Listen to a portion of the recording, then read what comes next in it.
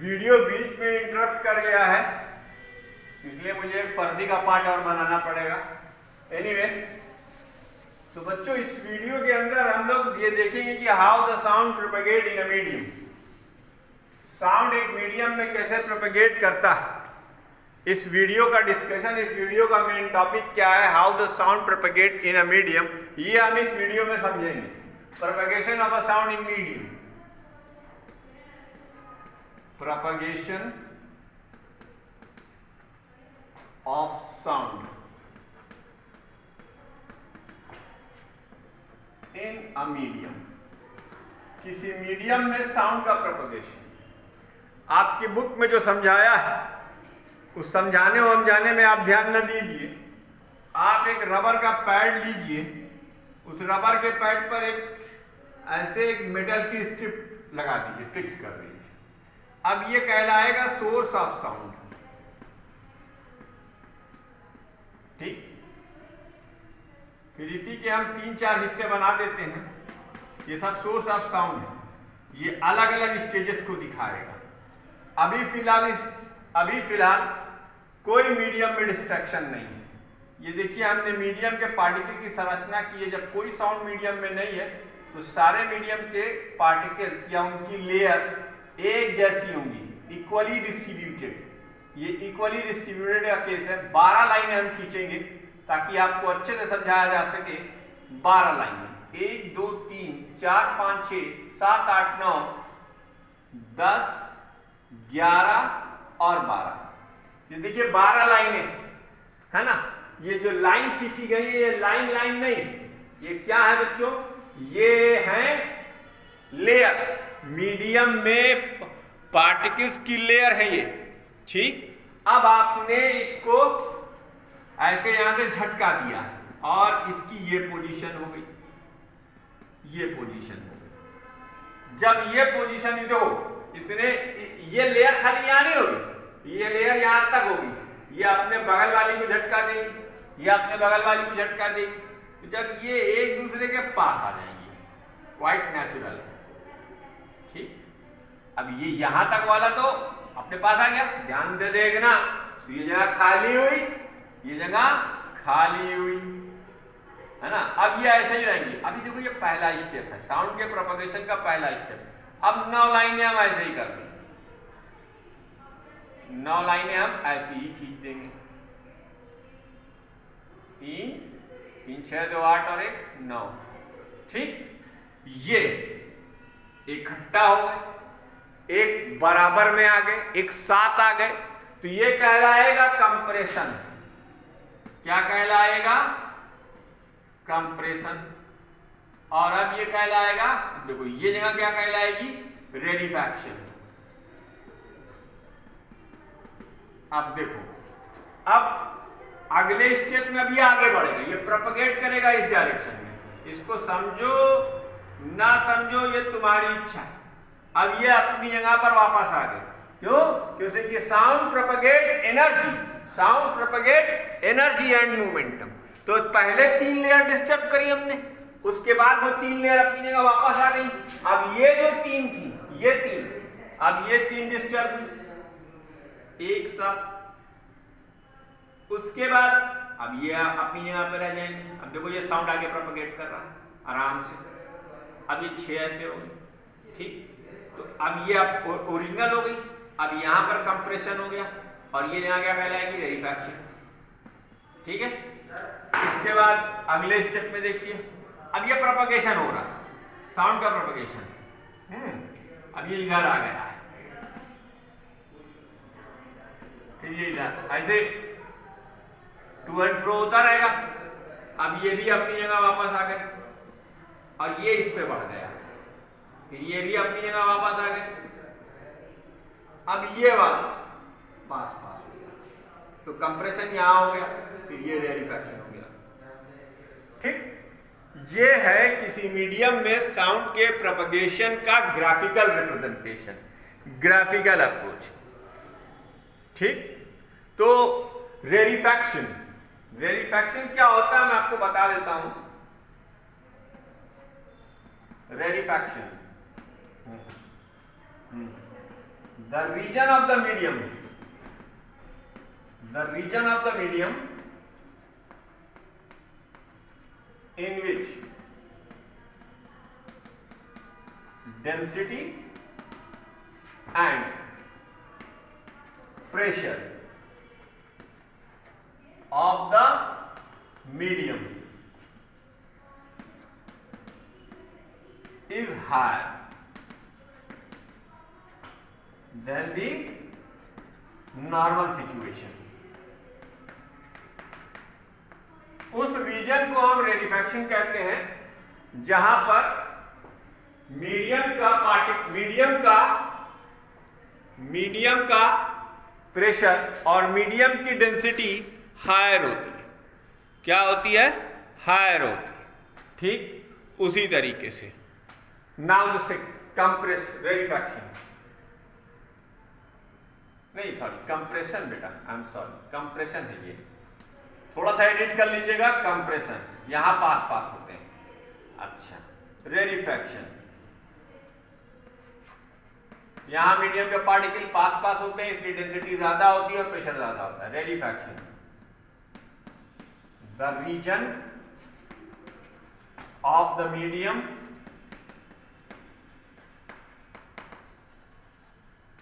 in which density and pressure of the medium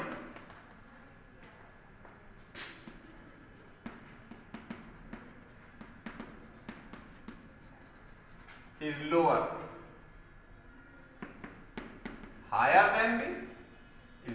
than the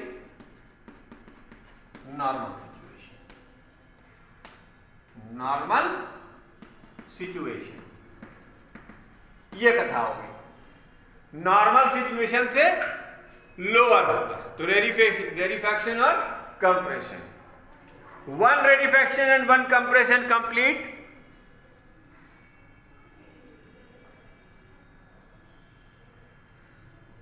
इसको note कर लीजिए या नोट ना भी करिए तो फर्क नहीं पड़ता।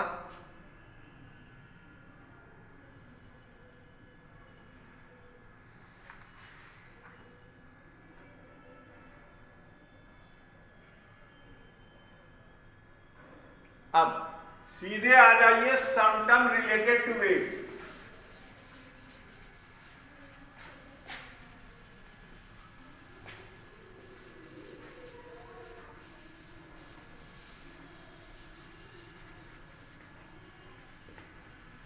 Some terms related to wave.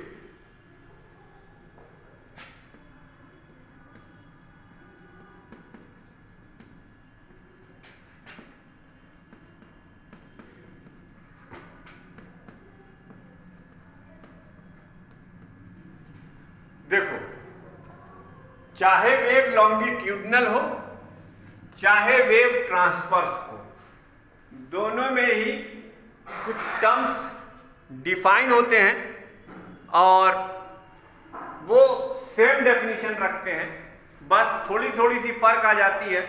वो देखिए क्या है, हम आपको बताते हैं। देखिए जैसे कुछ बातें नोट कर लीजिए। A longitudinal wave, a longitudinal wave travel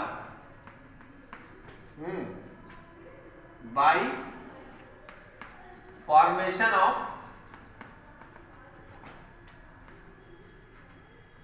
compression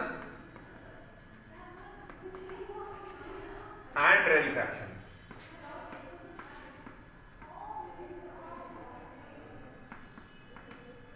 ठीक उसी तरीके से a transverse wave, a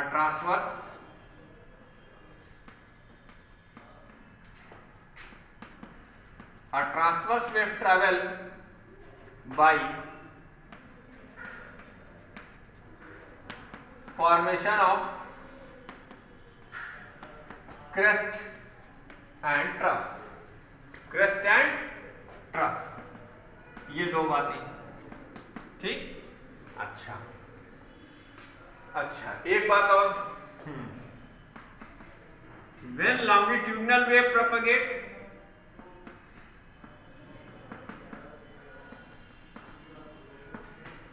when longitudinal wave propagate,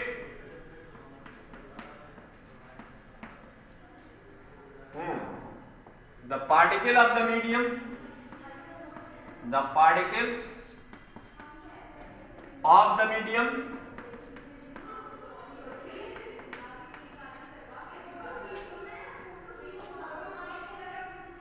vibrate along the direction of propagation, along the direction of propagation of the wave।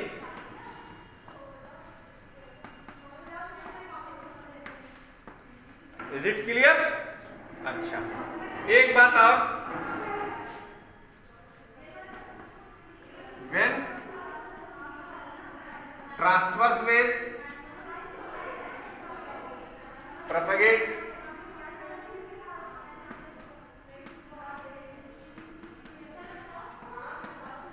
the particles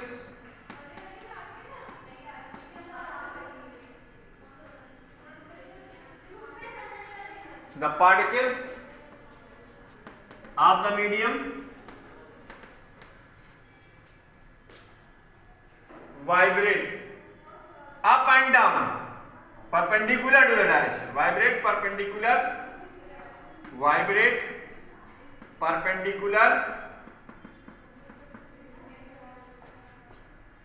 to the direction of propagation, direction of propagation. ये चार बातें note करो, ये चार बातें note करो, आगे हम बताते हैं।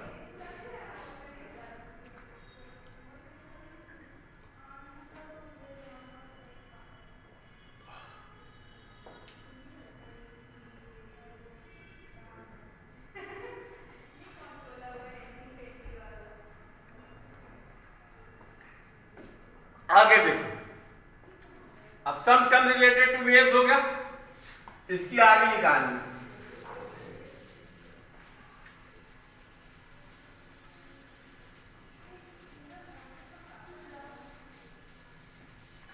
सपोज कर लो किसी मीडियम में हमने एक ट्रांसवर्स वेव भेजी है। कौन सी वेव भेजी है भाई? Transverse wave.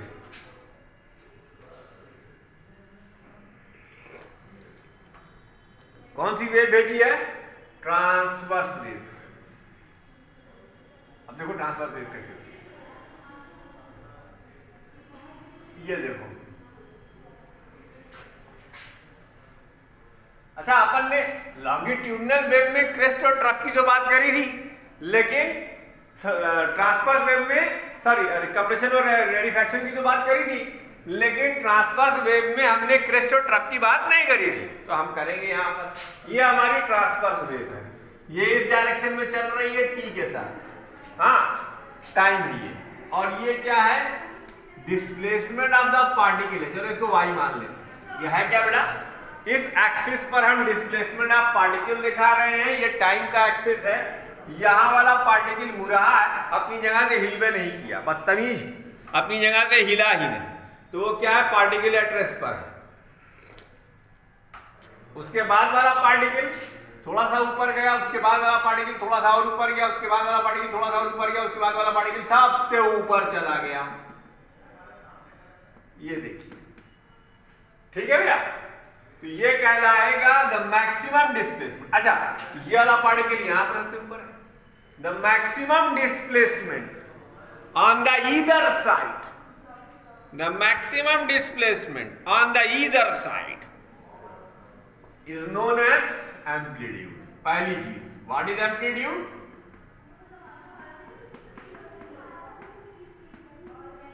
The maximum displacement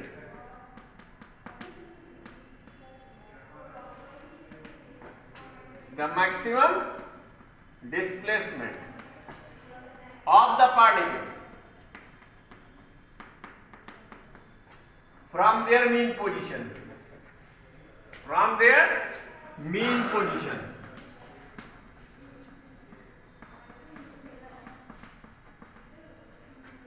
Is known as amplitude. अब किसी भी वेव के प्रोपगेशन में, एक पार्टिकुलर फ्रीक्वेंसी की वेव के प्रोपगेशन में एम्पलीट्यूड वेरी नहीं करेगा। एम्पलीट्यूड क्या होती है? मैक्सिमम होता है।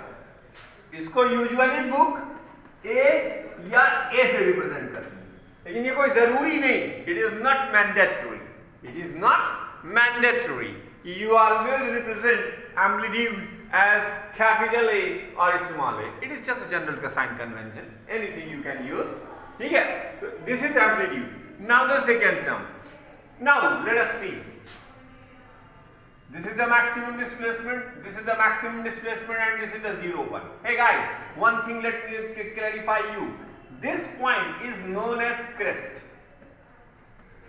At this point is known as trough. This point is known as trough, क्योंकि ये क्रस्ट है, ये क्रस्ट है, ये ट्रफ है, इसको पूरा कर लो तो ये भी ट्रफ है। ठीक। टाइम पीरियड, अगला पॉइंट ऑफ कंसर्न क्या है हमारा? Time period.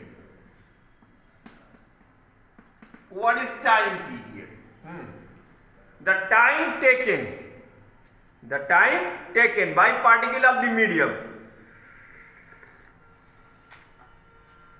to complete one vibration. The time taken by the particle to complete one vibration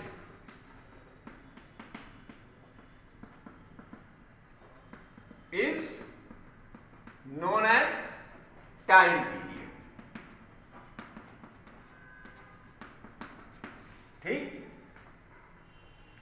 time period कहते हैं। ठीक है। अच्छा, the distance between the two crest और टू ट्रफ, टू क्रस्ट और टू ट्रफ, टू क्रस्ट और two trough is known as wavelength. अब wavelength की दो definition. The distance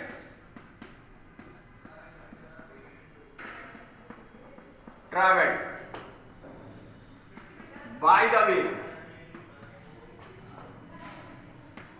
between two crest to trough to compression to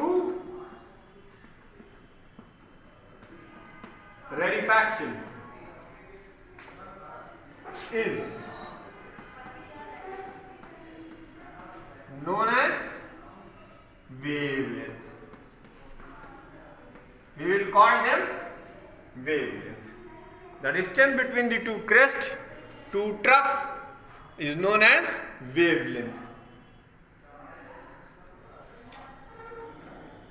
You got my point? इसे कहते हैं wave length. चलो ये नोट कर डालो। अच्छा, एम्पलीट्यूड समझ में आ गया, मैक्सिमम डिस्प्लेसमेंट, टाइम पीरियड, एक पूरी साइकिल कंप्लीट करने में लगा टाइम, वेवलेंथ समझ में आ गया। अब अगला देखते हैं, अगला क्या है बच्चों? अगला क्या है भाई? अगली है फ्रीक्वेंसी।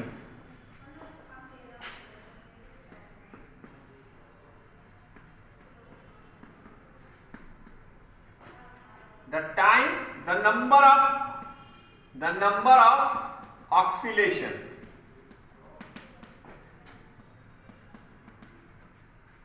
in 1 second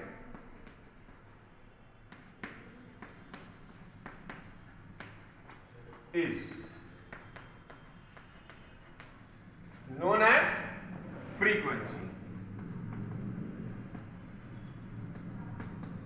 ठीक।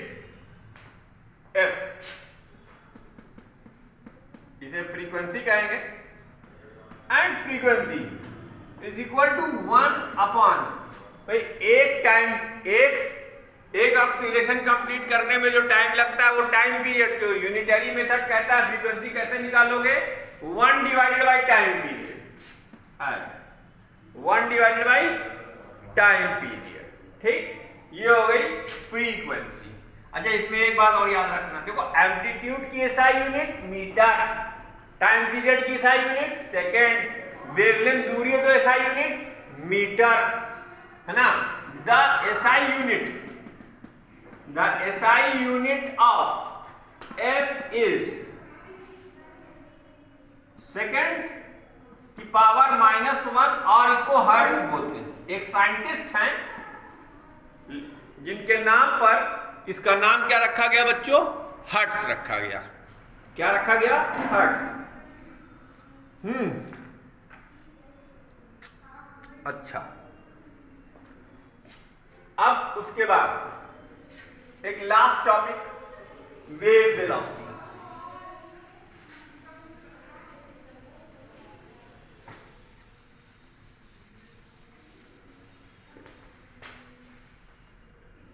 Wave velocity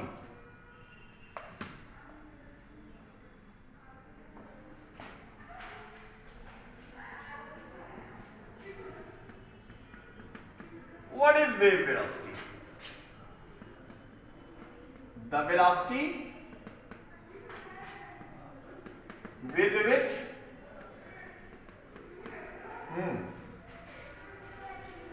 wave transfer energy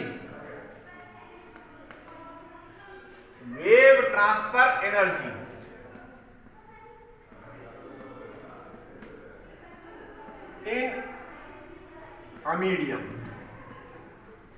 is known as wave velocity। इसे वेव वेलोसिटी कहते हैं, ठीक, वेव वेलोसिटी। अच्छा, या फिर और द डिस्टेंस